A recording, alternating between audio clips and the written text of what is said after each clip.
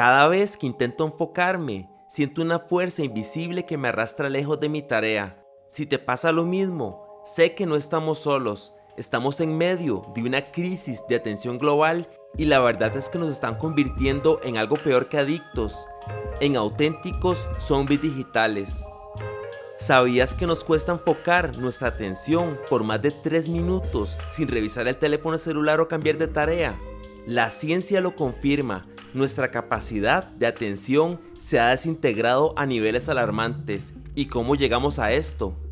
¿Cuáles son esos factores que hicieron que literalmente nuestra atención se fuera de vacaciones? El libro que te traigo hoy es una investigación monumental que habla sobre todos esos factores que hicieron que nuestra atención se fuera perdiendo en las últimas décadas. Cuando empecé este canal me estaba enfocando en los YouTube Shorts, en los Reels, en los TikToks de True Crime, ahí están por si los quieren ver.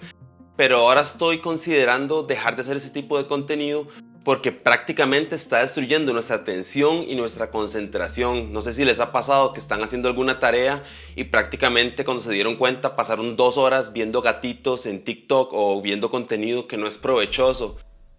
Entonces, una de las razones por las cuales hago este video y el podcast que los invito a seguir es que me di cuenta de algo crucial. ¿Cómo iba a luchar por la atención de nosotros si yo mismo estaba alimentando la máquina que la destruye?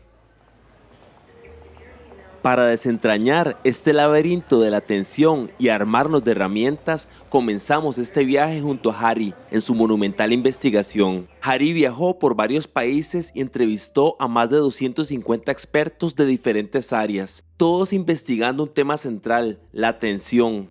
Uno de los hallazgos más reveladores y que me dejó pensando vino de un estudio europeo que Harry menciona. Querían averiguar si nuestro margen colectivo de atención realmente estaba disminuyendo. ¿Y qué hicieron? Analizaron las fuentes de información masivas, empezando por Twitter y el tiempo que los usuarios se mantenían enganchados a los famosos trending hashtags. Los resultados fueron alarmantes. En 2013, un tema era popular por unas 17.5 horas. Solo 3 años después, en el año 2016, ese tiempo se había desplomado a 11,9 y hoy sigue bajando. Esto no es solo un dato, es una clara señal de cómo colectivamente nos concentramos o nos interesa un tema por periodos cada vez más cortos. No satisfechos con los datos de Twitter, los investigadores analizaron también lo que la gente buscaba en Google y la historia se repitió. Nuestra capacidad para mantener el interés en cualquier tema, incluso si nos resulta fascinante, se está reduciendo drásticamente. Pero la revelación más impactante vino al analizar datos masivos, incluso de Google Books, y que descubrieron que este problema de la atención no es nuevo. Los primeros indicios de esta desconexión aparecen desde finales del siglo antepasado, en el año de 1880. Esto es crucial, nos muestra que mucho antes de Internet o las redes sociales ya se estaba gestando algo en nuestra capacidad de concentración y ahí es donde surge la paradoja moderna. Cuanto más acceso tenemos a la información disponible, menos podemos procesarla. Piensen en ello, navegamos, escaneamos, obtenemos títulos, pero ¿realmente estamos absorbiendo, aprendiendo o reflexionando? Como alguien que valora profundamente el pensamiento crítico, veo una conexión directa. Cuanto más rápido consumimos contenido, menos información procesamos y por ende menos capacidad tenemos para un pensamiento crítico profundo.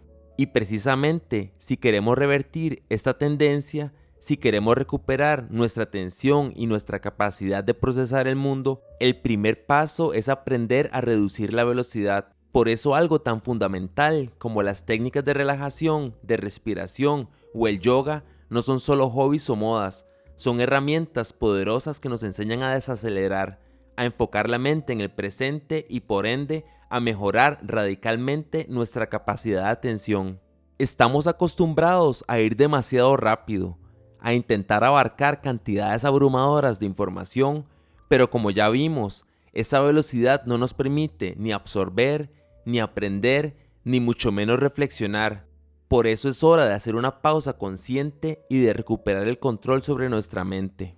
Ahora, dejando de lado por un momento la velocidad y el famoso multitasking, que abordaremos más adelante porque es otro gran ladrón de nuestra mente, quiero que hablemos de un pilar fundamental para nuestra atención que a menudo ignoramos, y es lo que comemos.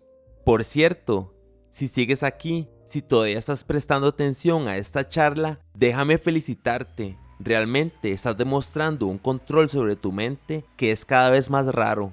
Retomando nuestro viaje con Johann Hari, llegamos a Londres, donde se encuentra con Dale Pinnock, uno de los nutricionistas británicos más reconocidos y un apasionado promotor de cómo los alimentos impactan nuestra salud cerebral. Pinnock le planteó a Hari una metáfora que te hará pensar: si le echamos champú al motor de un coche, a nadie le extrañaría que se dañe, ¿verdad? Sin embargo, a nuestros propios cuerpos les echamos constantemente sustancias muy alejadas de lo que está pensado como combustible humano ideal.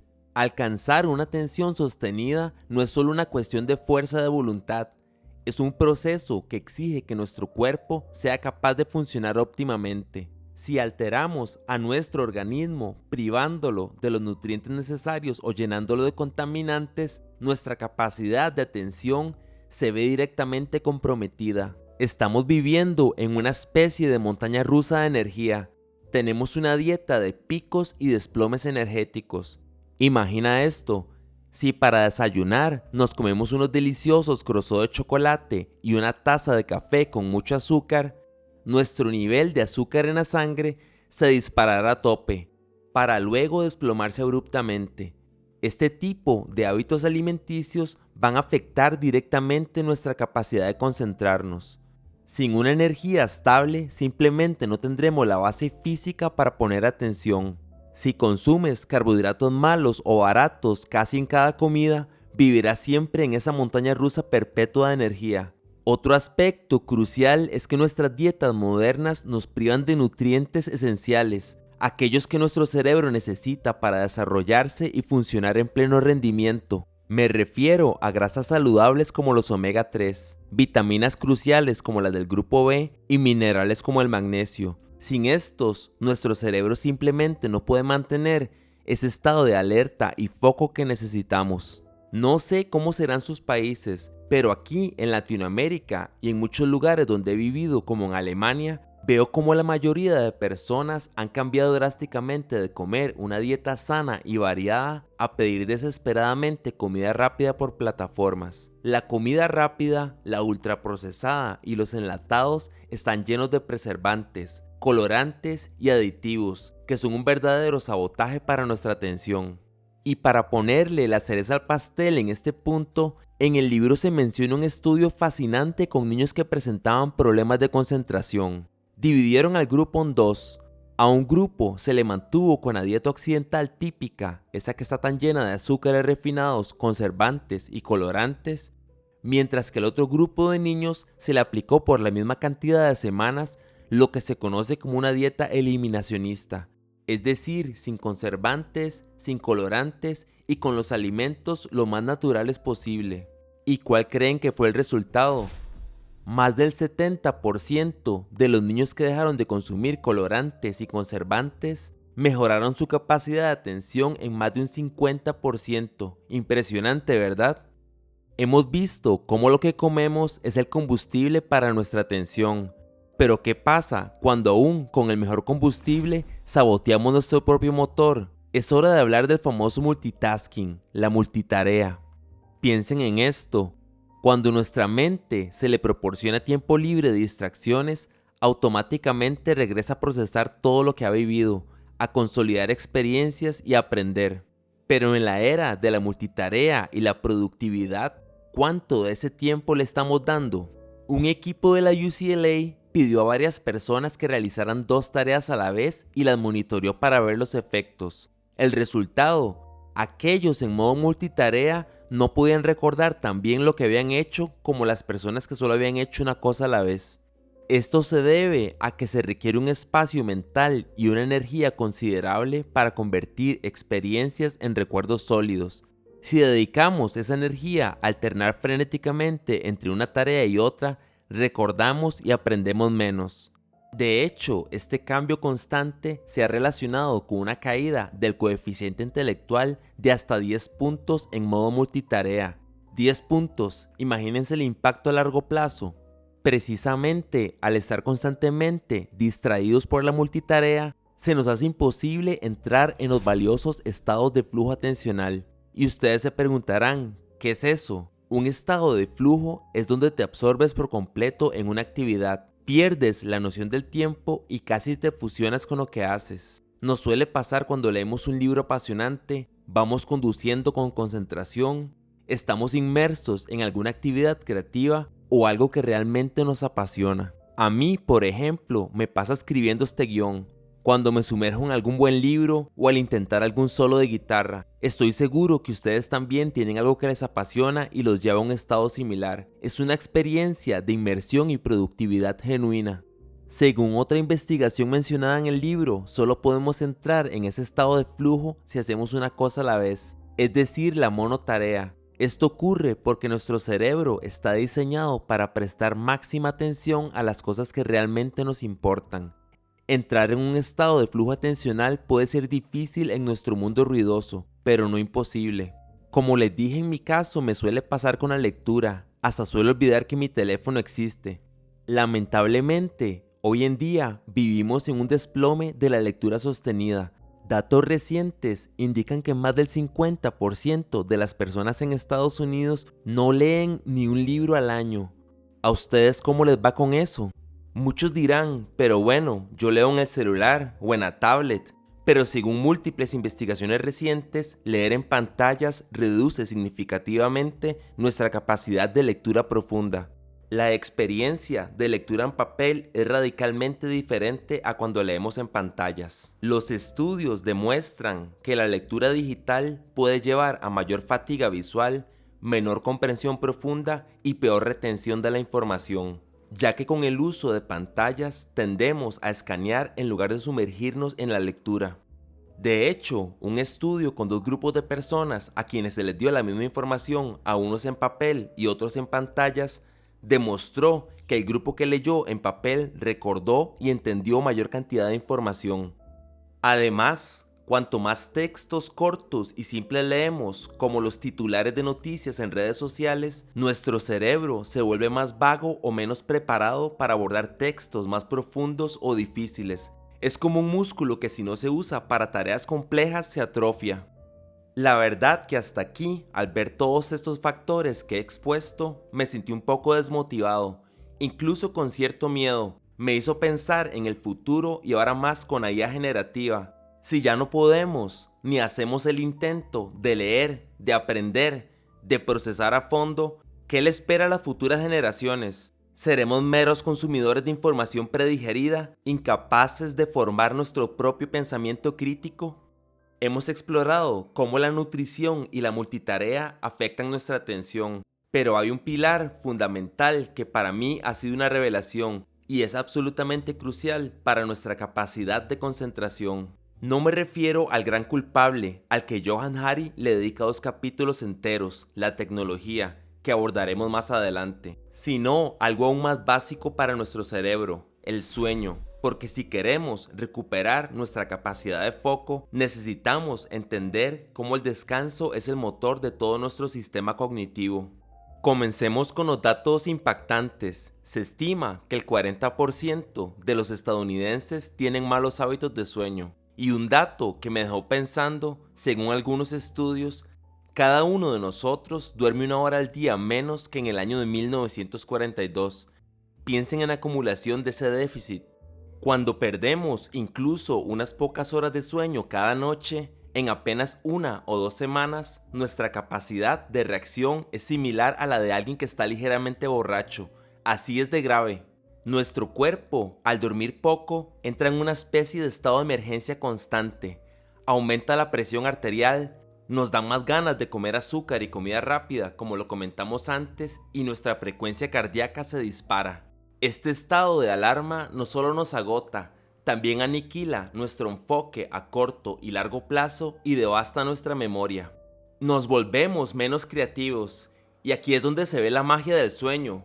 Nuestro cerebro realiza menos conexiones cruciales cuando dormimos poco, es decir, no solo estamos más lentos, sino que somos literalmente menos ingeniosos. Pero, ¿qué es lo que realmente perdemos?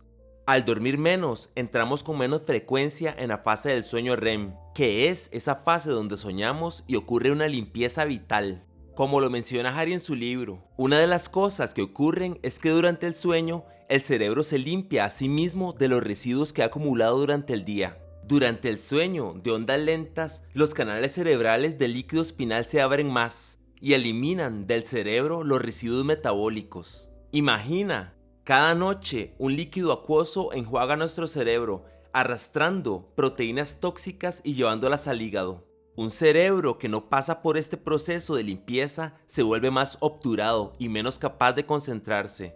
Hay científicos que sospechan que esta es la razón de que algunas personas que duermen poco corren un mayor riesgo de desarrollar demencia a largo plazo. Por eso, cuando dormimos, nos reparamos por dentro. Además, durante el sueño REM, el cerebro reorganiza y procesa las emociones vividas. Esta fase ayuda a regular el estado de ánimo, reducir la ansiedad y procesar traumas emocionales, conectándose directamente con el aprendizaje emocional y creativo. Una falta de sueño REM está asociada con un mayor riesgo de enfermedades neurodegenerativas como el Alzheimer. Y aquí viene el problema. Los periodos REM más largos y más intensos son los que tienen lugar hacia la séptima o la octava hora del ciclo del sueño. De modo que si reducimos nuestro sueño a 5 o 6 horas, es muy probable que simplemente no lleguemos a esos periodos de REM largos e intensos que son tan cruciales para nuestra mente y nuestra atención. Por todo esto, es fundamental que cuidemos nuestro sueño con la misma seriedad con la que cuidamos lo que comemos. No es un lujo, es una necesidad biológica que nutre nuestra mente, tan vital como el aire que respiramos o el agua que bebemos. Ahora, la pregunta es, ¿por qué dormimos tan mal? Existe un gran debate científico al respecto, y Johann Hari nos revela que son varios los factores que inciden en ello. Uno, sorprendentemente, es nuestra relación con la luz física. Piensen en la evolución. Hasta el siglo XIX, las vidas de la mayoría de los seres humanos venían marcadas por la salida y la puesta del sol. Durante prácticamente toda la historia humana, nuestra capacidad para intervenir ese ciclo era muy limitada. Podíamos encender hogueras, pero poco más. Desarrollamos una sensibilidad a la luz tan profunda como las algas o las cucarachas, literalmente. Pero de pronto, con la invención de la bombilla eléctrica, adquirimos un poder sin precedentes, el de controlar la luz a la que estamos expuestos, y ese poder ha empezado a alterar profundamente nuestros ritmos internos. Aquí viene lo realmente impactante y sutil. Si mantenemos luces muy brillantes encendidas hasta el momento de acostarnos o pasamos tiempo viendo tele o con el teléfono móvil en la cama, estamos enviando una señal confusa a nuestro cuerpo. Cuando finalmente apagamos esa pantalla o la luz, nuestro cerebro interpreta esa súbita disminución de la luz como la llegada del atardecer. Y de forma casi instintiva es una respuesta evolutiva desfasada. Libera una inyección de energía nueva como preparándonos para regresar a la cueva y seguir activos. El resultado hoy en día es impulso natural de vigilia que debería ocurrir a media tarde para prepararnos para el final del día, se produce a las 10, a las 11 o incluso a medianoche. Estamos literalmente reprogramando nuestro reloj biológico en contra nuestra, alterando el ciclo natural del sueño y vigilia que nos ha regido por milenios. Y aquí es donde, como activista del pensamiento crítico, no puedo dejar de lado una reflexión profunda que el libro plantea. En una sociedad dominada por los valores del capitalismo de consumo, el sueño es paradójicamente un gran problema. Como le dijo una experta Hari, si dormimos, no estamos gastando dinero, por lo que no estamos consumiendo nada. Tampoco estamos produciendo ningún producto. Piensen en la implicación de eso. Se nos empuja sutilmente a estar siempre activos, siempre conectados, siempre consumiendo o produciendo, y el sueño se ve como una pérdida de tiempo o una ineficiencia. Si hay algo que hoy en día no es un secreto, es que la tecnología, la misma que me apasiona como informático, está literalmente reconfigurando nuestro cerebro. Pero para entender cómo hemos llegado hasta este punto, cómo esta chispa se convirtió en un incendio en nuestra atención, Tenemos que retroceder un par de décadas a los inicios de este siglo. Fue en la Universidad de Stanford, en un centro llamado el Laboratorio de Tecnologías Persuasivas, donde se gestó gran parte de lo que hoy vemos. No era solo diseño de software, era psicología conductista aplicada directamente a la tecnología. Su objetivo, estudiar cómo influir en el comportamiento humano. Y aquí es donde entra en juego un concepto clave de la psicología, el condicionamiento operante de Skinner. La teoría simple y poderosa. Si recompensas instantáneamente una acción, como un like en Instagram por una publicación o un nuevo video por hacer scroll, puedes condicionar a una persona a seguir repitiendo esa acción. ¿Y cuál fue el resultado de aplicar esto? Interfaces tecnológicas que funcionan como auténticas máquinas tragamonedas digitales. Desliza, espera, recompensa. Así operan los likes, los videos cortos, las notificaciones y el scroll infinito. Cada estímulo está diseñado para disparar una dosis de dopamina en tu cerebro, entrenándote a buscar esa gratificación inmediata. No es casualidad, es ingeniería del comportamiento y psicología al servicio de la brutal economía de la atención. El objetivo de las redes sociales es mantenernos el mayor tiempo posible en sus plataformas, porque entre más tiempo, más dinero ganan en publicidad y con nuestros datos. La cruda verdad es que el producto somos nosotros y cada aplicación personaliza tu experiencia y los anuncios en función a la cantidad de datos que recopilan de nuestras vidas. Otra situación que me pareció impactante y hasta perversa que se menciona en el libro es que los investigadores han descubierto que para mantener a los usuarios pegados a las redes, los algoritmos tienden a mostrarles contenido negativo cada cierto tiempo. ¿Pero por qué pasa eso? Se ha demostrado que los humanos miramos fijamente más las causas o noticias negativas que las positivas. Con razón, en plataformas como X y Instagram, que actualmente tienen poca censura, me aparece todo tipo de contenido, desde accidentes hasta noticias extremadamente amarillistas. Es una manipulación de nuestras emociones para mantenernos enganchados. Entonces, como hablamos en el apartado de los estados de flujo, con nuestro teléfono celular o las redes sociales a la par, es prácticamente imposible que alcancemos un estado de flujo atencional. Como hemos visto a lo largo de este video, la tecnología es sin duda una causa fundamental en la pérdida de nuestra atención. Pero es crucial entender que no es la única responsable. Este es un problema complejo, resultado de un conjunto de factores interconectados. Quizás no pude profundizar en todas las causas, solo mencioné las que me parecieron más impactantes, tanto desde mi punto de vista personal como las que Johann Hari explora a fondo en su libro. De hecho, te invito a que saques tus propias conclusiones y por supuesto, a que leas el libro completo. Piensen en esto, factores como tu situación económica, tus hábitos de sueño, con quién vives o incluso cómo te sientes emocionalmente en este momento son también causas potentes que pueden estar robando tu atención. El panorama es complejo y Hari nos recuerda algo vital. Los cambios necesarios no son solo individuales, sino también sistémicos. Desde leyes que regulen el uso de tecnología hasta regulaciones en lo que comemos, pasando por el diseño de nuestras ciudades y por supuesto nuestros horarios laborales. Sin embargo, la buena noticia es que hay cosas que podemos hacer hoy mismo, aquí y ahora. Hari menciona varios caminos y yo he seleccionado 6 cambios personales concretos que todos podemos empezar a implementar a partir de este momento, para juntos empezar a recuperar el control sobre nuestra atención. Crea tu santuario de concentración y compromiso personal. Para evitar la tentación constante de cambiar de tarea o de revisar el teléfono, necesitamos establecer límites claros. Utiliza aplicaciones que bloquean distracciones como Forest, que es mi favorita para concentrarme y que uso a diario. Divide tus sesiones de trabajo o estudio en bloques intensos, por ejemplo, periodos de 25 minutos y luego toma un breve descanso. Esto es lo que se conoce como la técnica Pomodoro y es increíblemente efectiva para entrenar tu cerebro a enfocarse. Abraza los estados de flujo, sumérgete en la monotarea. Como ya hablamos, los estados de flujo atencional son ese superpoder de la atención. Intenta hacer lo que te apasiona, ya sea leer, tocar un instrumento, programar, pintar, Ojalá sin el celular a la par. Premia tu cerebro con la satisfacción de la inmersión profunda. No hay nada más gratificante que terminar un libro, completar un proyecto complejo o sentir la profunda satisfacción de haber aprendido algo nuevo a fondo. Y es en la monotarea donde esa magia ocurre. Nutre tu atención, conciencia en lo que comes. Hemos visto cómo el combustible que le das a tu cuerpo afecta directamente tu mente. Aunque parezca un desafío en nuestro mundo moderno, intenta consumir más alimentos frescos y locales, frutas, verduras o proteínas de calidad.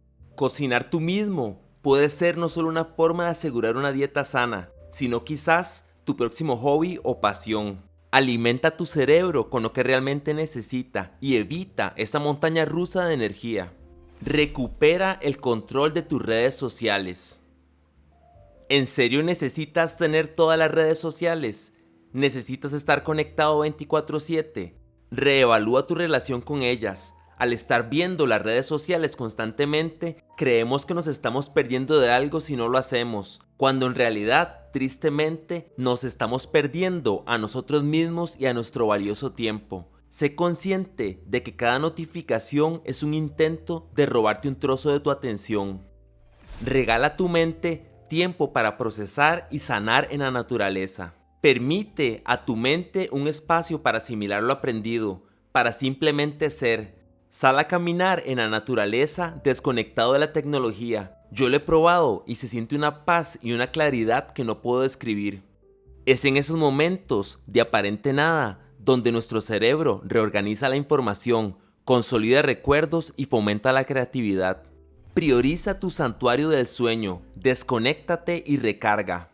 Finalmente, y como ya lo vimos, el sueño es la base de todo. Considera establecer un horario fijo para ir a la cama y crucialmente sin tu teléfono al lado. Incluso puedes intentar sacar todas las pantallas de tu habitación para convertirla en un verdadero santuario del descanso. Al priorizar tus hábitos de sueño y dormir las horas necesarias, no solo recargas tu energía física, sino que le das a tu cerebro la oportunidad vital de limpiarse, repararse y consolidar todo lo aprendido. El primer paso para cambiar un problema es reconocerlo, estudiarlo y permitir que cada uno de nosotros lo procese a su manera. Si has llegado hasta aquí, si te has permitido este espacio para la reflexión profunda y te llevas algo de este contenido, quiero que recuerdes algo fundamental. No estamos solos en la lucha por recuperar nuestra atención. Este no es solo un problema individual, es un desafío colectivo de nuestra era. Y si bien cada uno de nosotros puede y debe hacer pequeñas mejoras individuales como las que te acabo de compartir, tal vez, solo tal vez, es en el esfuerzo en conjunto donde realmente podemos cambiar este problema de la atención y muchos otros de forma definitiva. Imaginen el poder que tendríamos si colectivamente fuéramos dueños de nuestra atención. Gracias por ver este video, gracias por invertir tu tiempo en esta profunda reflexión. Espero de corazón que logres recuperar tu atención, que te conviertas en el arquitecto de tu propio foco y recuerda, el conocimiento es poder, pero solo si le prestamos la atención que merece.